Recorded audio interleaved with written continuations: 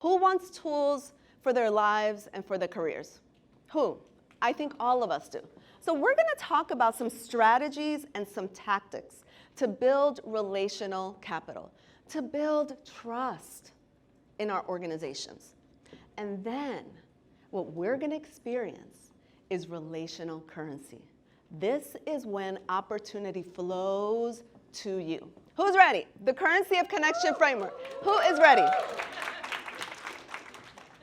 Let's talk a little bit about what nobody talks about. We have seen it. If you have teams, maybe someone sends a message on Teams or Slack or Zoom, cameras off, disengagement. You know, we're talking blank screens to blank screens. We're not connecting. You know, many of us are feeling disengaged. Did you know that like over 70% of employees right now are actively disengaged at work?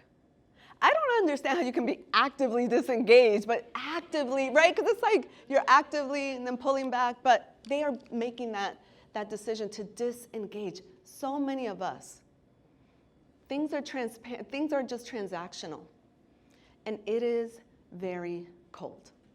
That's what we're experiencing right now. And what does that look like for people like you and me? First gen, where are my first gens in the room? First gens, immigrants, right?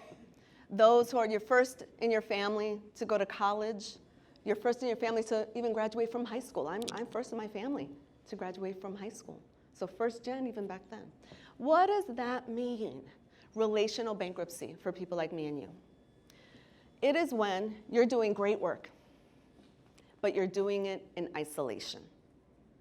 Your boss doesn't even know your career goals. Your skip level may know your name, but that's about it. That is systemic disconnection. It also shows up in this. Every conversation, and I don't know, you know, this is how we worked at Microsoft and Salesforce. Every 30 minutes, back-to-back conference calls, back-to-back. It's exhausting, but you're doing your work, but you don't feel like you're really connecting. You're just jumping on calls. And trust, you know, we don't trust each other in our organizations. That is trust erosion.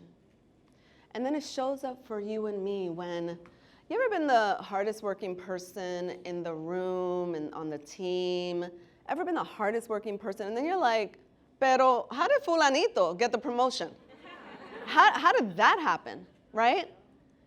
Opportunities are flowing to those who are more connected, not necessarily more impactful. That is opportunity and visibility.